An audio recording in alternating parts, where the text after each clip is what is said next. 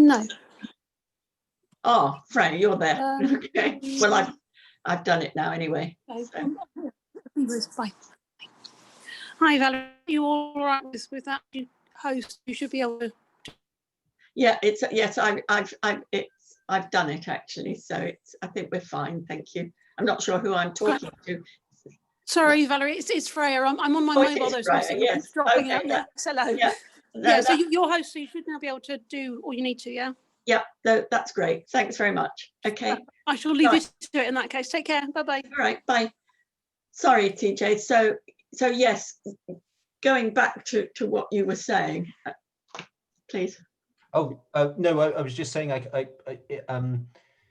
It seems like so many of the people working in the kind of UQ field are also the same sorts of people who are working in a lot of the expert elicitation approaches. I think quite a lot of it has come out of the same sorts of groups. So I think there's probably a natural synergy there because there's quite a lot of people who are who are kind of within that same research community where some of those ideas came out of. But I've seen less of that filtering into kind of some of the other approaches. So I think there's maybe I don't know whether it's what's the best way to. I think it's that a lot of epidemiologists are maybe not familiar with those sorts of approaches because it doesn't tend to be in the UQ stuff is not really in the epidemic literature. It's much more in uncertainty quantification literature. So I think there's definitely a kind of there's potentially a sort of a knowledge gap there maybe in terms of. I think that's right, and therefore I think that the discussions that we've had so far with each of those have tended to raise the idea that really there was a need for some sort of tutorial paper alongside or instead of or whatever the challenges that would actually perhaps demonstrate how these methods could be used in this sort of context.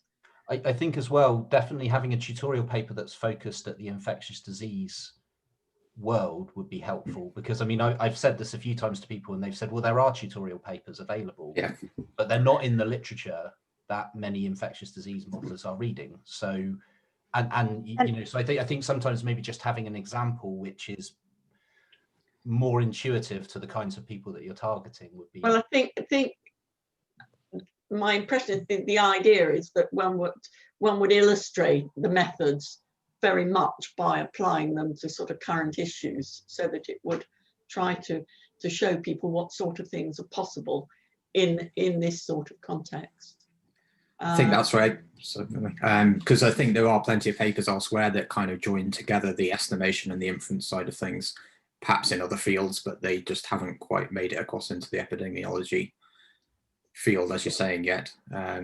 So we are working on some UQ. I have talked to Valerie already about possibly putting together a tutorial paper because we're working on a stochastic epidemic model and doing the UQ, as well as the kind of calibration aspect of inference as well with that model.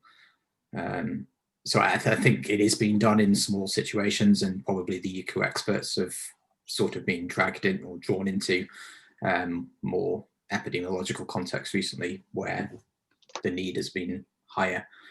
But I mean, I think UQ in general is a particular area of discipline that's not taken up by a lot of fields because it's quite difficult and there aren't that many people working in that from a theoretical methodological point of view as well. So it's probably not just epidemiology where there's a lack of tutorial or lack of examples. It's probably climate science, you know, ecology, physical literature, biological literature, all those sorts of things. There's certainly compared to estimation and statistical inference, I think there's a lot less. Can I ask? I missed those sessions. I would have loved to be able to attend, but you're saying that. But shall we clarify some of the terminology that we're using here as well, just for our own, for our own benefit, so we can go on about this discussion in such a way that everyone understands. For instance, when you say uncertainty quantification, exactly what do you mean? So by that, I mean, there's specific set of methodology which allows you to deal with the uncertainty in the process of modeling some sorts of processes. So both in terms of the model uncertainty or potential errors or biases, the uncertainty in the parameters, the sensitivity of the models in terms of different outputs and inputs. And the idea is to build some sort of, usually some sort of emulator or surrogate statistical model, which takes place of the more complicated first principle mechanistic models like an SEIR model, which may be in a forward prediction type of setup. And usually those sorts of models are only fitted with a single set of parameters that usually inferred or decided by people who know what they're talking about, but often the uncertainty in those parameters isn't accounted for in terms of how it affects your outputs. So we deal with uncertainty in parameters all the time in terms of inference, but this is inherently a set of methods that allow us to deal with the uncertainty in the model structure as well as the parameters and the effect. Okay, on you're talking about discrepancy ideas and all of that. Yeah, so that's one of the aspects of UQ that we try and account for. So we directly allow for a mismatch between what the model is replicating and the reality that we're trying to actually model.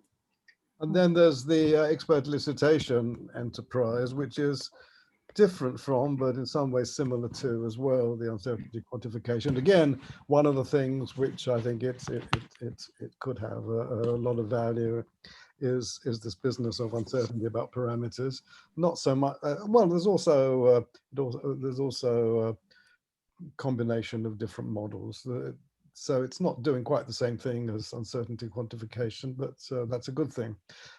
So I think they do shore each other up, but from my point of view of trying to organize some kind of challenges around expert elicitation, I found there's pretty much ground into the dust at the moment because, well, I don't really know why, but perhaps the idea is that there's been so little done in the epidemic area that, and so few of the people who've worked on the methodology have any real understanding, to be honest, of what's needed in the epidemic area, that I'm beginning to feel that we might abandon the idea of a challenges paper here pretty much and concentrate on something more tutorial for the epidemic literature.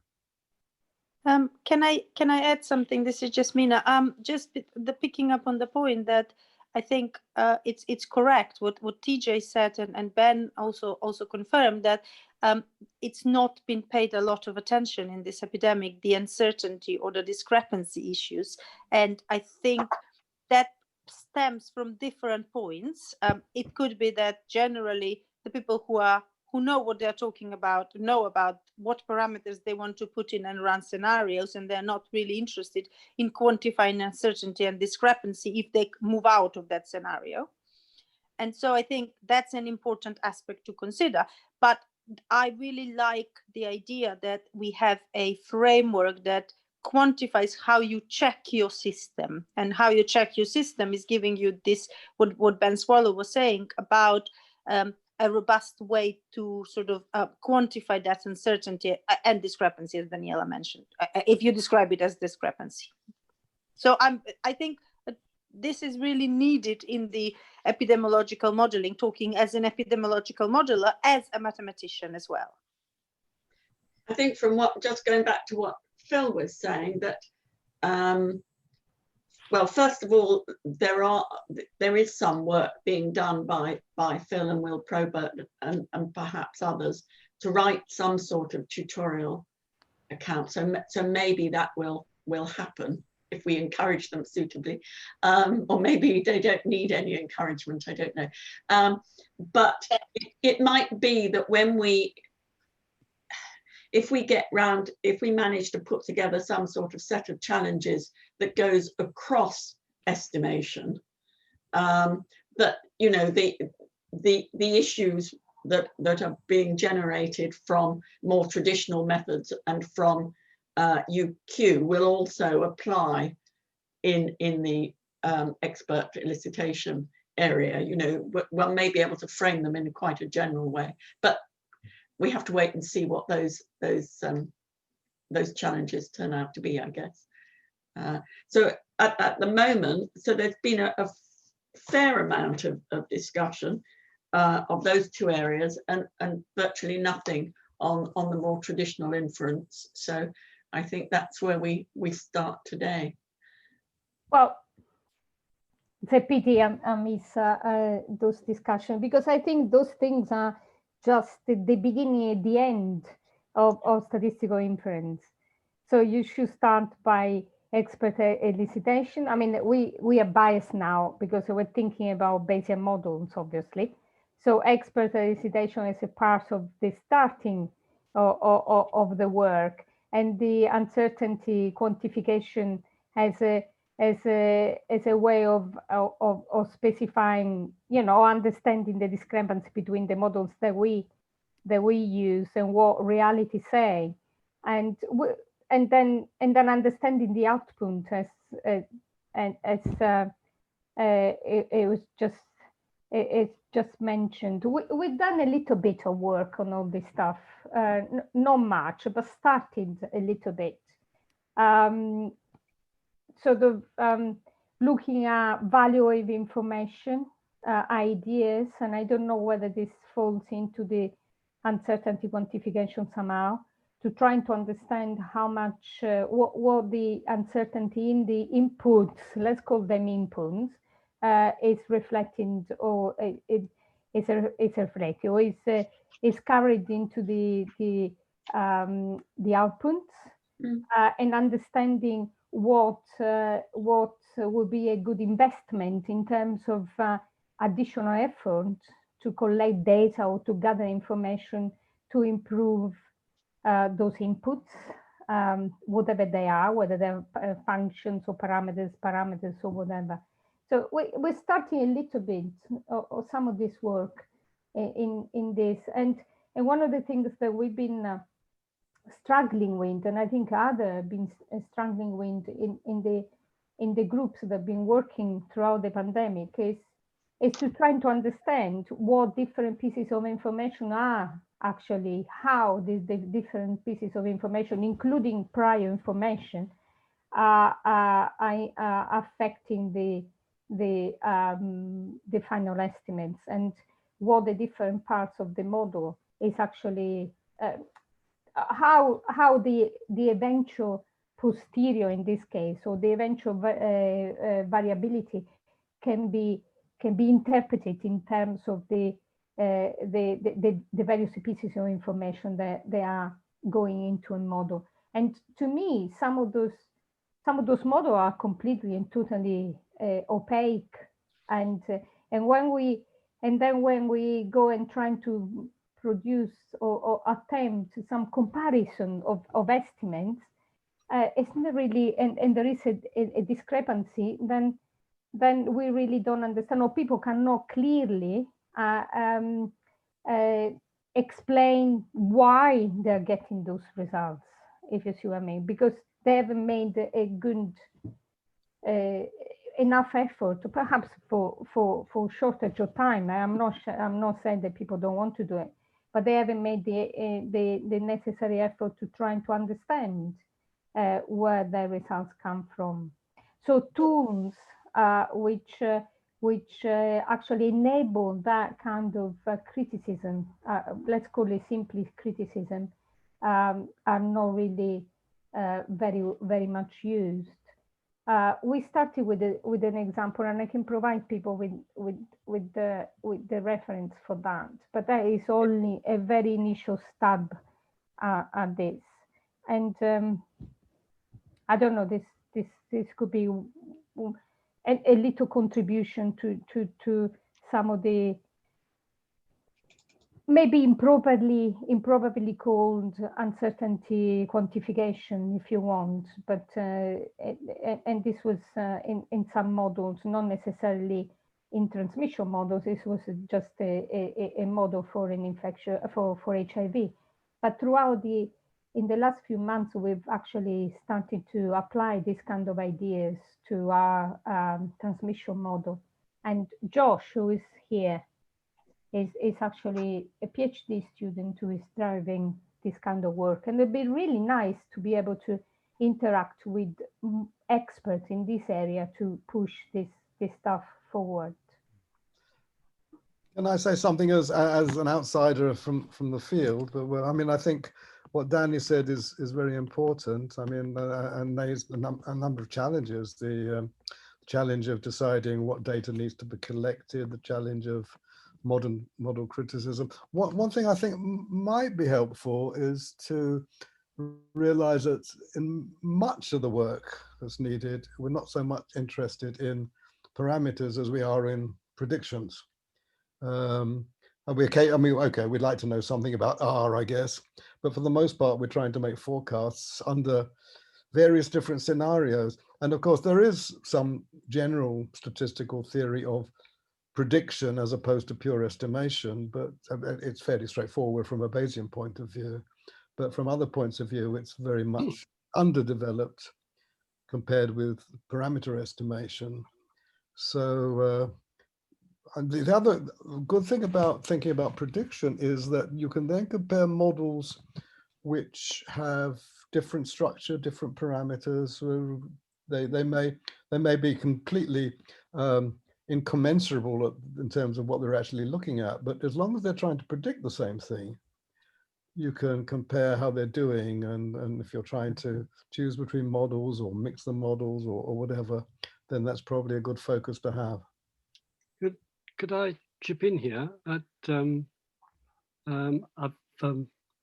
put in the Dropbox under estimation a paper that came out last week, which is applying UQ, which is by Peter Coveney at UCL and some other people, called Model Uncertainty in Decision Making, Predicting the Impact of COVID-19 Using the COVID-SIM Epidemiological Code. So that's trying to look at the imperial model for forecasting and the pandemic, and from a UQ point of view. Now, I'd be very interested to know what professionals, as it were, in UQ think of it. They may not regard it as mainstream UQ, but it looked very interesting to me. But it was trying to look at these wider uncertainties and to do things like identifying what the influential parameters are for predictions. So so I thought that's and it sounds it sounds of what, from the headline at least, it sounds of what the paper Danny's just recommended is coming from a rather different angle. But I think these are, I think these are the kind of I'd almost call them interdisciplinary papers that we need to look at. And I think I think the way to tie it all together is to have a estimation challenges paper that looks at it from a problem-oriented point of view. So this one would be, assessing models and seeing how good they are at predicting when the epidemic is in full flow. And you can discuss, and if you look at it that way, then I suspect in some of the challenges, UQ and potentially at least eliciting expert judgment will be important things to discuss. And if in the case of eliciting expert judgment, there aren't actually examples within epidemiology to point at, nevertheless, if you're discussing this kind of thing, you can very much say in the challenge that it looks on the face of it as though eliciting expert judgment ought to have something to contribute on this challenge, and you can give references to how it has done well in other scientific fields. So,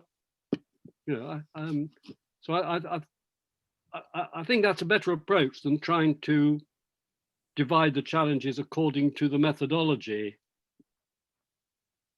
where you would try and have a separate challenge on expert judgment and a challenge on UQ. I don't think that really works. I think you've got to be more application focused to look at the stages, the things to do with the pandemic that you want to estimate, that you want to predict, and then identifying things that are difficult to do and assess and making some comment on the methodologies that might solve them.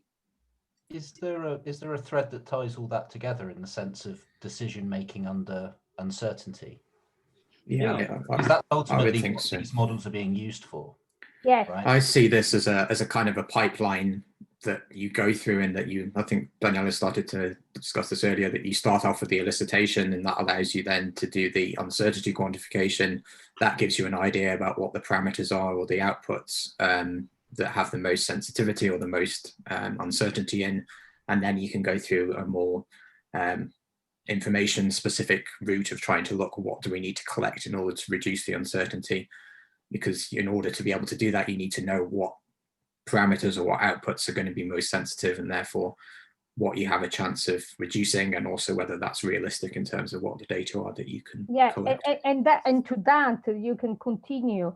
You can attach a decision model for decision making, and that all of that inherits the uncertainty from the beginning. To see what I mean? So it's not just about parameters or quantity in an epidemic phase, but also the decision that and the cost. Really an economic model that follows from that.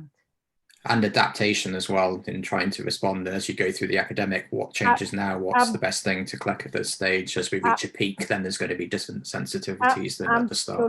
Absolutely. I mean, like now, the decision about the lockdown, that, yeah. Can I make a rather trite point associated with that as well? But I think, if you come from a statistical background, we're all well aware of why uncertainties matter, and collecting these uncertainties in the right way matter. But I've spoken to quite a few epidemiologists who are like, well, actually, there's loads of uncertainty in our model anyway. We don't want to put more in. What's the point of doing that? So actually, I think there is a case to be made as well about just being really clear about why it's really important that we understand all these uncertainties, and why we go to this effort to do this, right? What the benefits are, or rather, what the detriment might be if we don't do this properly, right? I think there's a question there which is perhaps better understood amongst the statistical community than it is in some other communities that might be worth visiting. I think one of the standard approaches is that we should reduce uncertainty arbitrarily, because reduction in uncertainty is also automatically better.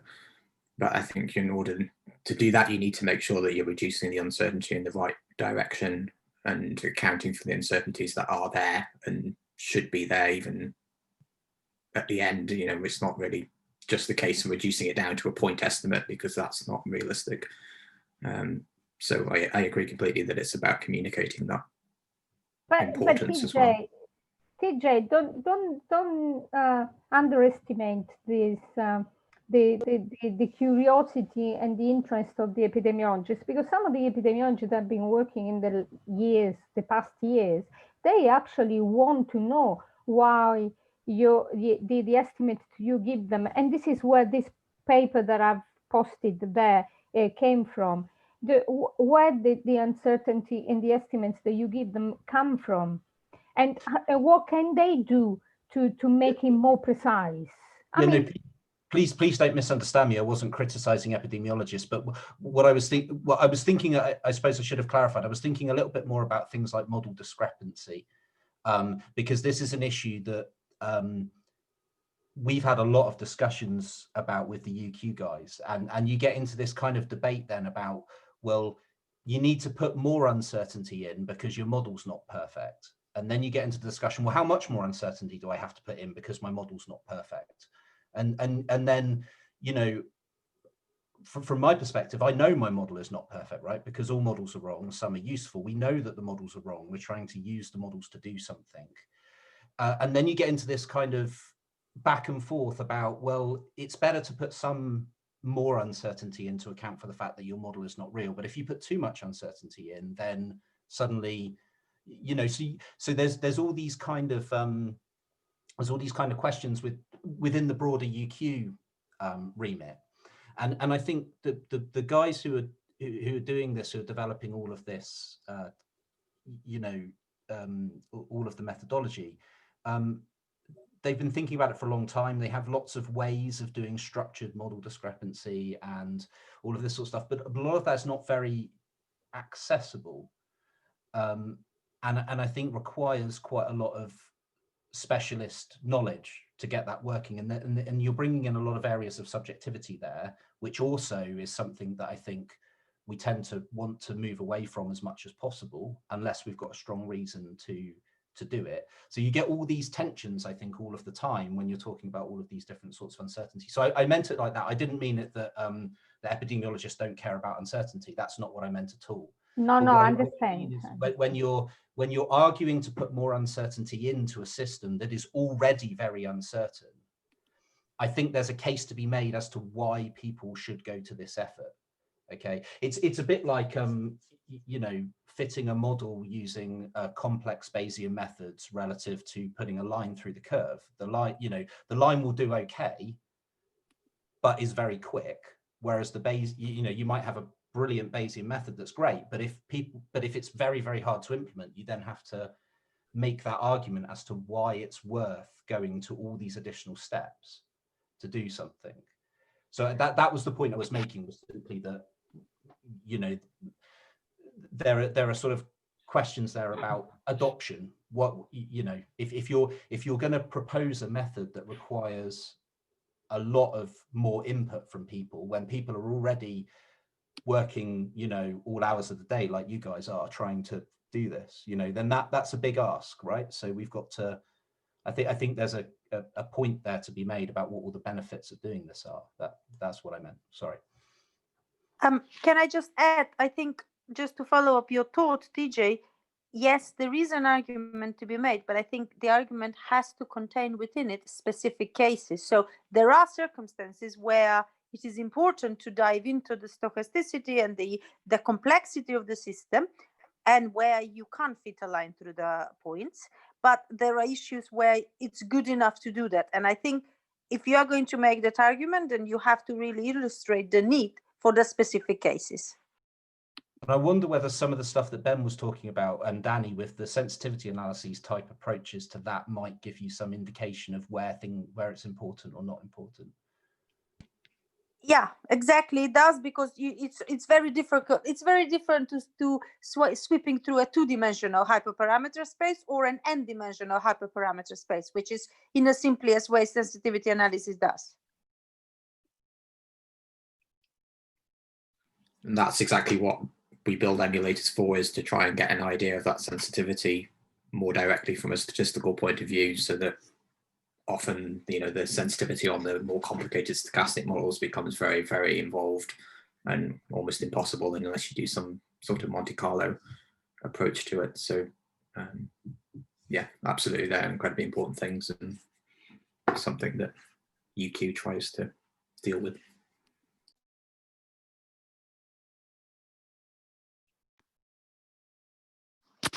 Can I just kind of come back to what you were asking originally, Valerie? So I think the main estimation challenge is how to fit complicated individual based stochastic models to very large data sets. And that's been a challenge for sort of 20 years. And there's been various things done. And I think most of the progress I've seen is more to do with saying we need a bigger stick. And I think there's a lot of room for actually thinking about what you're doing and thinking carefully about the mathematics and the models and things like that, rather than just saying it's all right, I'm going to use a better processor, or I've just got this new algorithm, you know. So yeah, so that's a challenge, but that's not an easy one. No, I mean, one of the things we've talked a bit about in the modeling discussions is the role of different sorts of models at different stages or for different purposes. You know, when do we need these hugely complex individual based models, and when can we do things with much simpler models? And you know, I think there's quite a lot of thought needs to go into when you need what, rather than just reaching automatically for the biggest stick you can possibly find and trying to wield it. Maybe a little stick will do sometimes. And that's particularly relevant when you have to turn stuff around in real time in a novel Yes. outbreak, right? Yes, I mean, I'm sure there are many cases where you do need these hugely complex models, but just trying to see what is appropriate when is of itself, I think, quite an important challenge.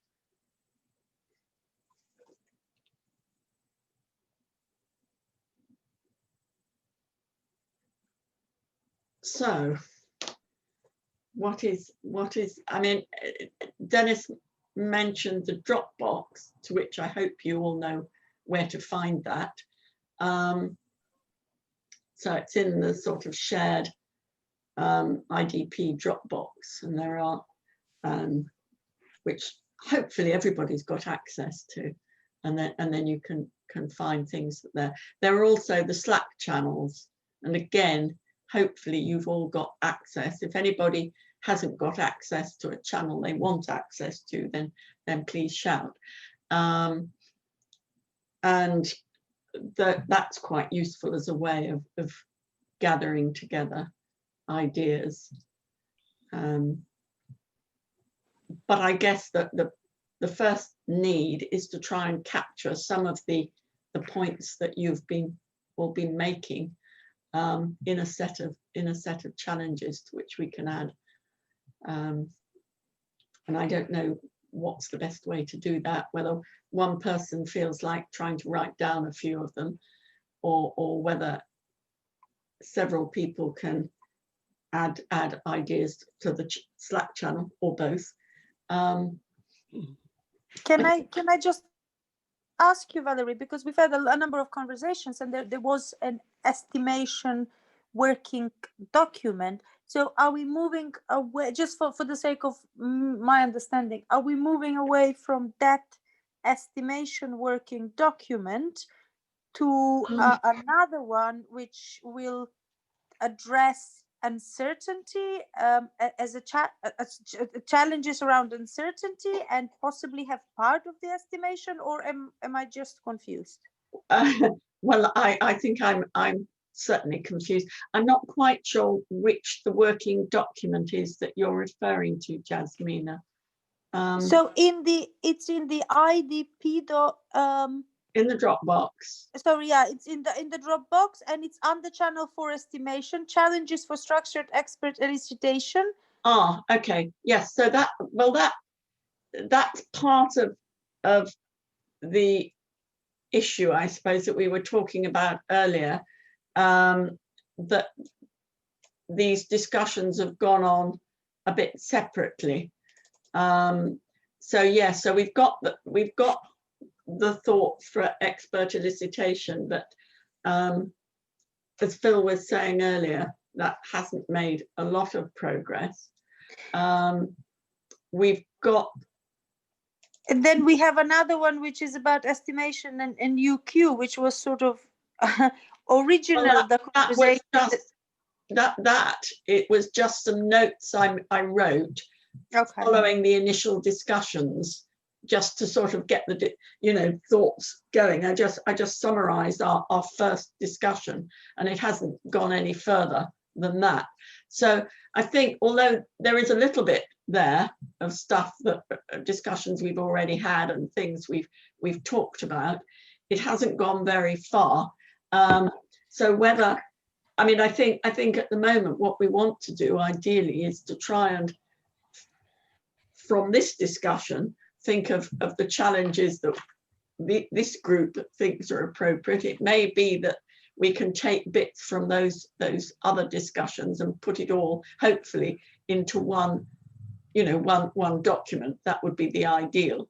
But I think rather than sort of going to one of those and trying to add on, it's probably easier to start afresh here, and then to try to combine things. But it's in your hands as to what you think would work. So we, I think based on the conversation we've had, which have been going one step forward and two backwards, I think we start afresh with a clean slate and building on what we're talking here today, and kind of similar to, we've made progress a lot on the modeling chat, and by constructive conversation, and I suggest we follow suit, and both Valerie and Dennis, you were guiding us there, so maybe we need that here. I don't know. You have to have people who are willing to get involved.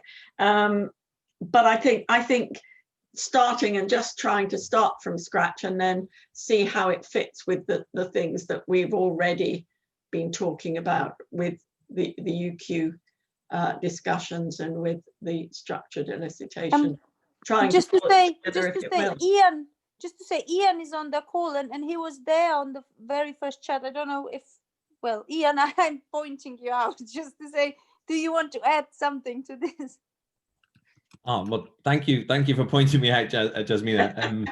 I'm sorry I was a little late arriving today there. I had, well, it's been 4 meetings in a row. You know what it's like, everything overruns. Yeah, I mean, it's difficult, isn't it? We had a chat a few weeks ago, I think, on this sort of estimation stuff. We then had the chat last week, was it, on the expert elicitation kind of combined with this. Mm. So all these things are interrelated in interesting and complex ways. So obviously there's a game to be played about how much we sort of disentangle this stuff. And I always worry we're going to step on people's toes if we start sort of reorganizing and whatnot. But one thing I would say is there's directions we can come at this from. And one is, for example, expert elicitation is a really useful tool, but kind of fits in a structure, fits in a statistical structure. And it's a very useful thing one can do at every single point. When I think about the main challenges we have in place, it's kind of identifying that structure, which is the thing, if you've heard me speak before, I was bang on about. So UQ has this sort of structure, which a disease model, reality, observations, uncertainties, decisions, all kind of fit within. So I'm very happy to be persuaded about whatever people really want to do. The topic estimation is very, very broad. I mean, you know, it can mean lots of different things. But well, I guess my first viewpoint would be, one thing we could do is kind of think about that structure, and then we could emphasize which bits of it we think are sort of critical for the current stuff now.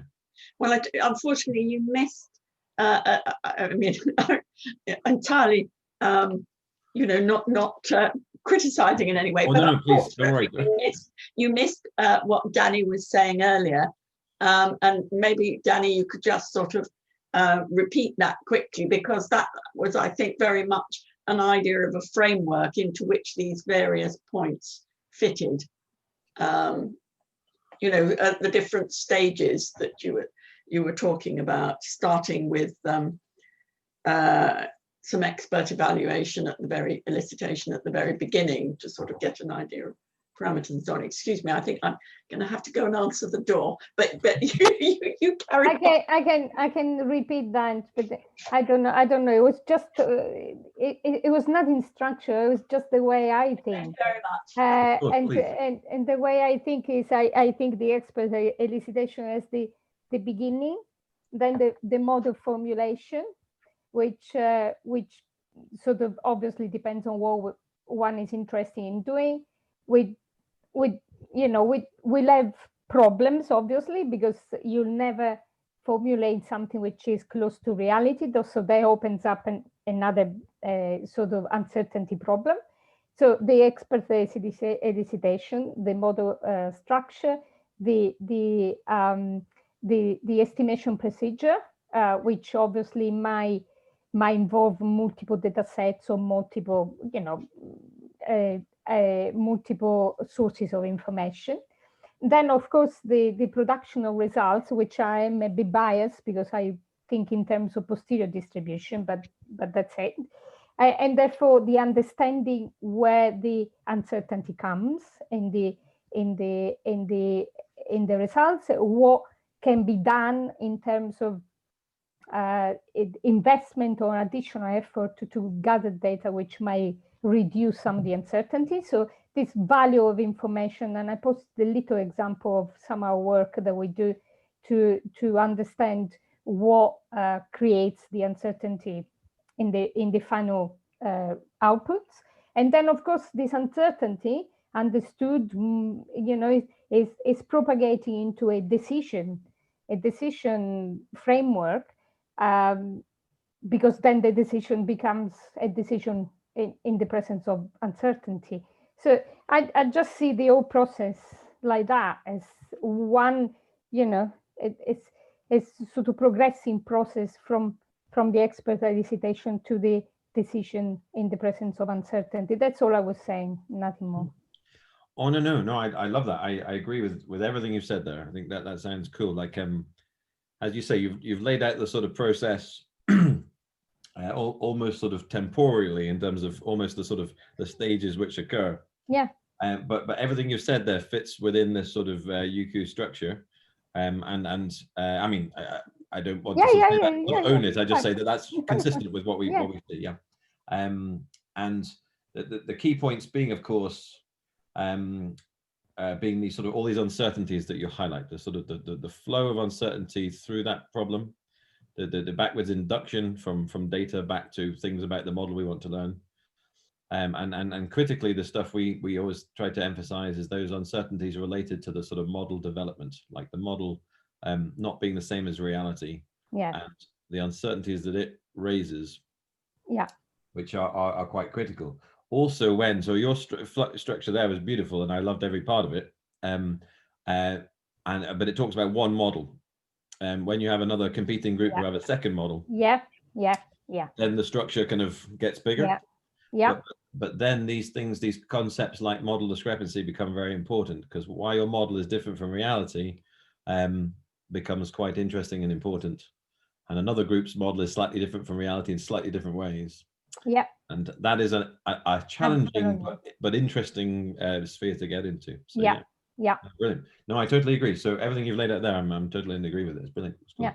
I mean, we've had lots of experience within the work that we're doing about combining the models for, accounting for the uncertainty, respecting the uncertainty, and there's been a big challenge, obviously. But I think there was early in the summer, at the beginning of July, a series of your talks about this, but I wasn't able to participate. But Ronnie has been working with us, so all this crystal cast kind of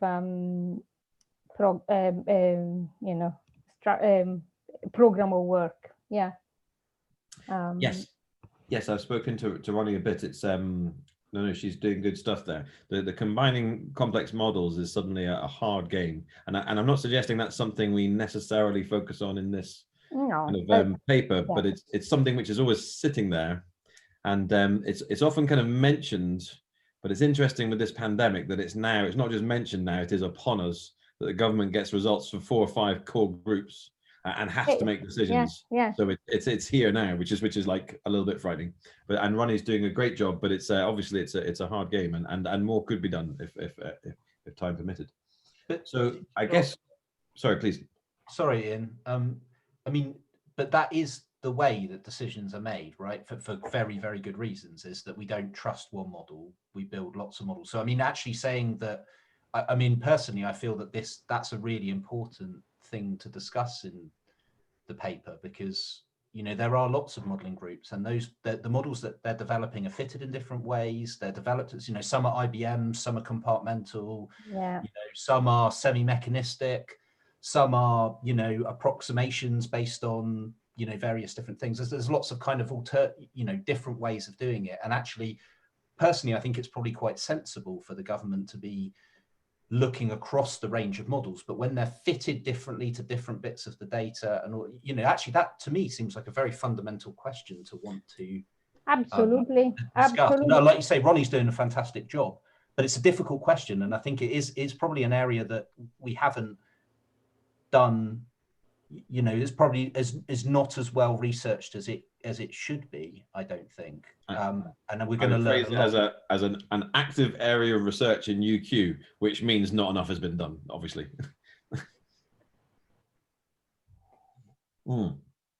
Yes, I think Roddy's doing great stuff on it and is obviously very busy on the ground doing it right now. I guess I see the role of these challenge papers is we have the luxury of being able to take a breath.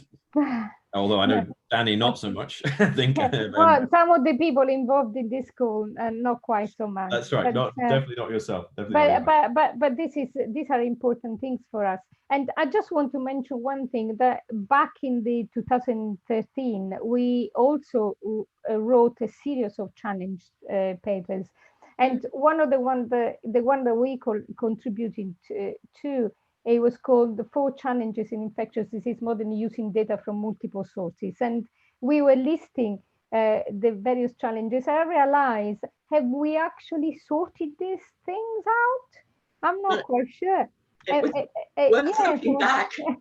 Yes, and there was a section 4, which was about model criticism, which, you know, this is what a little bit we're talking about as well, or the fusion of different data sets, the weighting of different data in different ways. I mean, these are all things that they're still there, even within an individual model. That's what I'm saying.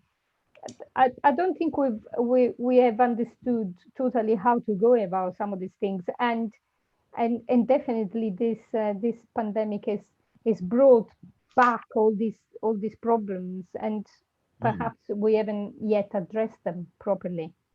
Yeah. Anyway.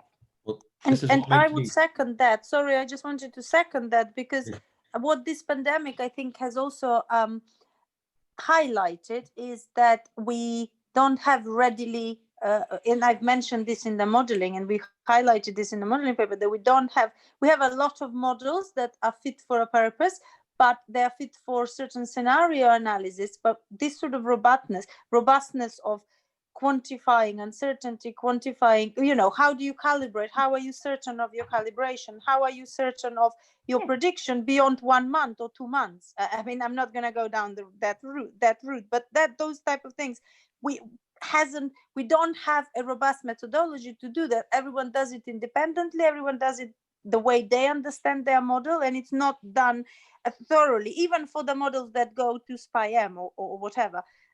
So I think that's the main challenge. I'm gonna have to go in 5 minutes, but I just want to ask whether people think that there is a scope, and I'm putting Valerie's hat on this at the moment.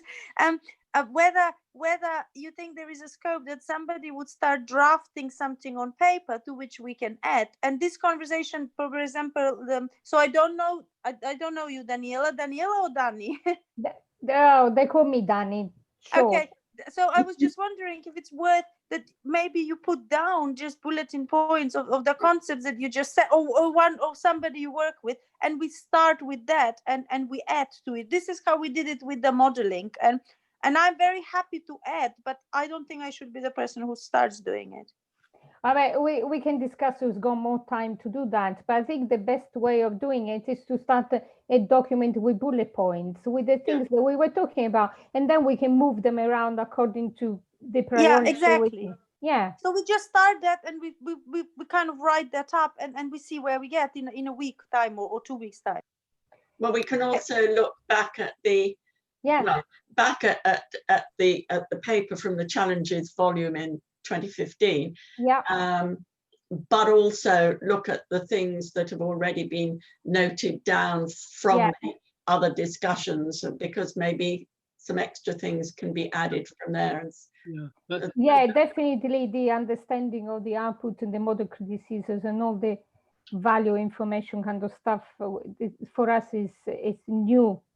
Is one of the things, but there is much more. You know, what Ian was suggesting is much more than just that. I've just put in the chat, just for curiosity, really, what we were looking at then. But Danny, if you had ideas as to a sequence for bullet points, maybe you should just quickly, without thinking about it, just put them down. If you just put them down, and email to me. If anyone else wants to email as well, you know, I can make an initial list of bullet points. But it's just if we have some reasonably logical ordering to start with, then other people can add in a structured sort of way. See what I mean? And we can. I don't know. I mean, I can do a sequel and identify a few ideas that we haven't completely explored. But I like Ian, you know, structure and maybe starting from that and picking up one of the elements of that structure while they deal with the other bits. I don't know what kind of discussion you've had in the last few weeks. I suppose my suggestion perhaps would be to start with some bullet points that are linked to the stages of an epidemic, your estimation, when you think there may be a new disease and you think it may have R greater than 1 and you are, you know, and then work through to challenges to do possibly as far as endemicity or elimination, you know, the sort of sequence we have in the challenges 1 to 5. It might be, and I mean, the way I would try to think it is to say, could I think of 1 or possibly 2, but 1 would be enough, challenges for each of those that is relevant to estimation for each of those sequence challenges 1 to 5. And then when you've done that, to think, well, actually, what was I not able to put down so far because it's cross-cutting or it's more generic or something, and then to have some extra bullet points at the end, which express these generic things. And then that would give a very good framework, I think, for challenges themselves. And then we can imagine, to be written at a later stage, an introduction, which gives some background, which talks of various possible approaches and so on, and maybe a discussion at the end that tries to tie things together. But that would be a good start. Well, I think there are two sort of temporal sequences, aren't there? Because I mean, that's the temporal evolution of the epidemic, you know, early stage, middle, ongoing, and so on. But there's also the sort of the temporal sequence which we were talking about earlier of the sort of modeling stages, which might apply within any of those time slots. You know, that when you were talking about it, you know, for a single model, you know, there's a beginning and a middle bit of the process, and then more an assimilation at the end, and so on. So I don't know how one nests those two. You know, did we take the stages of the outbreak first, and then within that, the sequence of activities bringing together expert elicitation and going through, or well, I think you see where I'm saying without I think we should just put the bullet down and then rejiggle them according to some sort of thinking. Let's do that. Yeah. Yeah. Okay. I feel we shouldn't ask Annie to do too much at any point. But there are 2 or 3 people here that are in the same boat as me. I mean, Paul is one of the other ones, and Josh, the PhD student. We are on the same boat with trying to breathe. But it's very important that these things come out. They're put in the public domain, and it's a pity for us not to contribute to the discussion, given that we're living it. Yeah, and I'm sure that there could be other people that could contribute to this as well. Well, I'm sure they will. But I think the way you've been describing it, you've got quite a clear sort of structure that we all seem to like.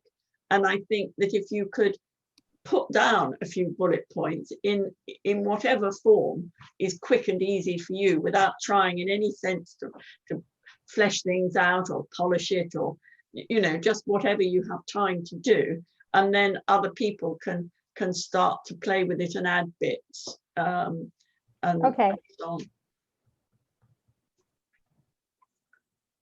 Yeah. Okay. Well, we can put down some bullet point the three of us, and Yeah, then we yes, just post it somewhere. if Yeah. Joshua and Paul have time to, Yeah, well, the three of you to yes. do that. It's light relief from the day job, isn't it? Maybe. I Maybe. think I've got a spare half an hour about 4 in the morning on a Thursday, so I can fill that. Right. Well, I wouldn't like it to go to waste. I drag them in here because I'm sure they can contribute to the discussion, but Yeah, no, that's yeah. good. Josh hasn't said anything until now, but there you are. Yeah. No, he did appear briefly, and then he turned his video off again. I mean, this is really funny because he started his PhD in October, and it was on improving models for pandemics, and then it was just, you know, it was put into this, and he ended up in SPI-M with us and all the rest of it. Very interesting first year of PhD. Yeah. Baptism of fire a bit, but really exciting too. So. Yes. So the next pandemic, we thought we put it in his hands, and that's it. So I'm reluctant to take more of your time. Okay, fine. We'll put some ideas together, the three of us, and we'll post it, and then we'll take, you know, we'll participate. Perhaps we can then have another discussion in a week or so. Yeah, I mean, okay. if you could put some ideas together, then people can chip in discussing it on Slack or. It would be nice. It would be nice if possible to understand the other 5 challenges, because we haven't followed the discussion until now, and it would be good to see something else that people mentioned. Yeah.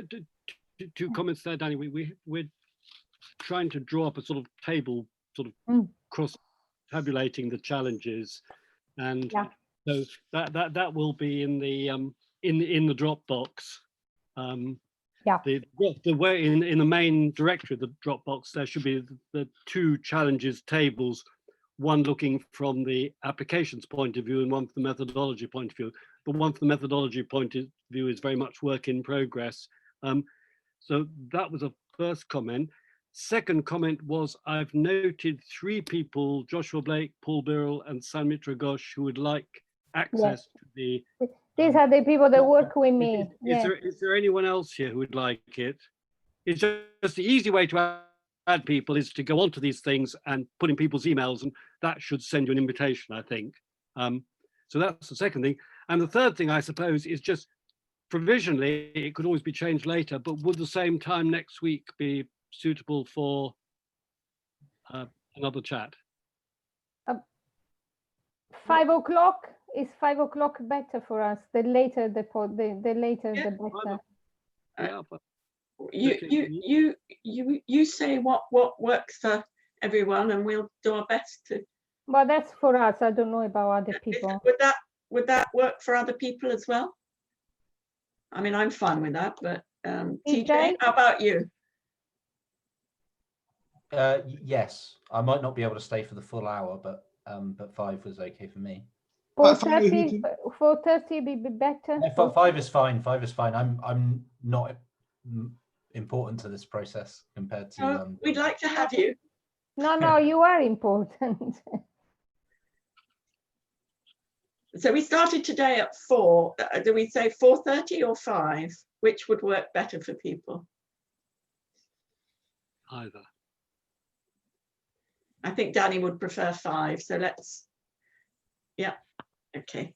I mean, I think the thing is, if we can, just to sort of have these discussions can be fairly short, but just sort of move us on a step, and it's easier to have more short discussions than you know, very long ones and then a long gap. So okay, so 5 o'clock next Thursday. Yes. See you then. All right. Thank you so much. Thanks. Thank you. Bye-bye. Bye. Bye. Thanks all. Bye, everyone. Bye. Yeah. Let's wait too.